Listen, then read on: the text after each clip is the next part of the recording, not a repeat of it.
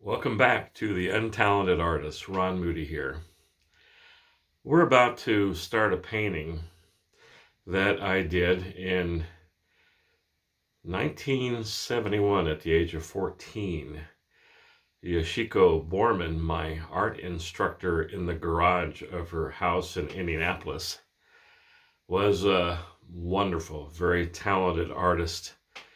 Came over to the States with her husband in the Navy, and she was so good, so precious, so sweet. I imagine she's gone by now, but I have a lot to be thankful for her instruction. So this painting that you see of the clipper ship was on a canvas panel in 1971. It's been passed around from house to house, and it got wet.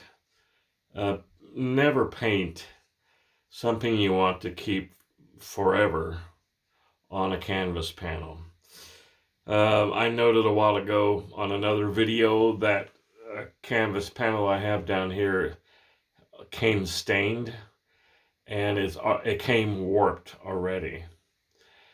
So the clipper ship panel got wet, it molded, it warped big time, and it was pretty much ruined.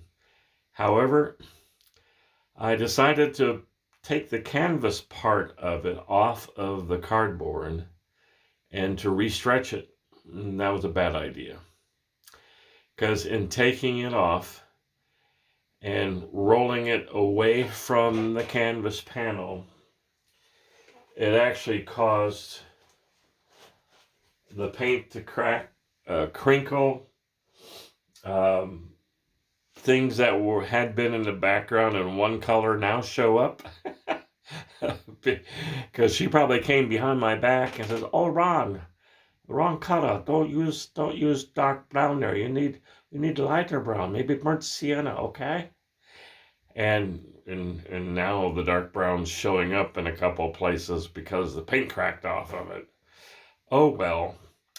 So I had this brilliant idea once I had it off, or in the process of taking it off, to restretch it.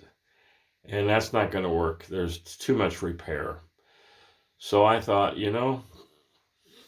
maybe I'll just go ahead and recreate it on another 18 by 24 stretched canvas instead of a canvas panel. So normally when I do a painting, I grid it out. I get a ruler and a light, very, very light pencil, and I grid it out. So I know where the main pieces are, like in here, where the sails would be and where the actual ship is positioned. As I look at this painting, I'm amazed. That's got my name on it, but I can't believe I really painted it. And you know what? I know she was over our shoulder doing a lot of the work, telling us exactly what to do next.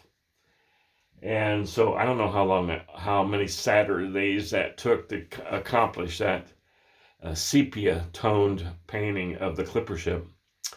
But it was sure fun. I really enjoyed it. And that's one of the things that gave me, as an untalented artist, just a love of painting in oils, because oils are so forgiving. As I mentioned before, acrylics are great, watercolors are great, but you got to be really good. And I'm not. I'm just a guy that's persistent, likes to try new things, likes to watch YouTube videos from people that really are talented, and I like to learn, and I like to try things out. So the first thing we're going to be doing is we're going to grid out this new panel, and we'll do it by the inch, since it's 18 by 24. And then I can just take a ruler over to the original and kind of place things where they might belong. a little side point here. I watched a movie last week with John Travolta. I was surprised that he could do things besides dancing and singing Grease. But it was called The Forger. It's about him doing a forgery of a Claude Monet, and it was fascinating. In that movie, they actually made their own paints like the old timers used to do out of natural chemicals and materials mixing with linseed oil. That was pretty cool to watch that. I highly recommend that movie. The Forger. It was a Claude Monet beach scene, I think it was, with the lady in the parasol and different people walking along the beachfront. He was brilliant watching him paint.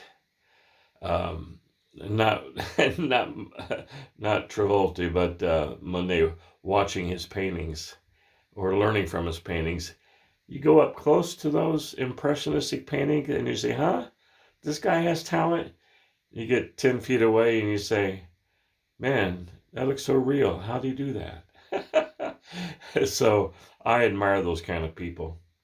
So we'll start off here in our next one, and we'll have some grid patterns drawn on the new 18 by 24 Master's Touch canvas panel. Just a note about this Master's Touch. It's not the best quality, because if you look down, I don't know if you can see it. You can see the wood, and where the wood is along here, you can see small dents in the painting, in the canvas. So, you know, I guess if you want to pay a boatload of money for a canvas, you're going to make it last forever, and you're really, really good, go ahead. This one on the back side, the wood looks fairly strong. I somewhat like the way it's put together underneath the wood here. You can see that it's underneath and not just stapled all the way around. So I've had some canvases that were all stapled all the way around. I just don't like that.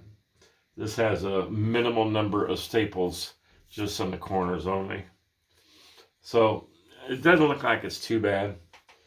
I've had some canvases that had big dents in them straight from the store. So you've got to kind of watch out for that. So we'll get started in this, and stay tuned. We'll be back in just a short while.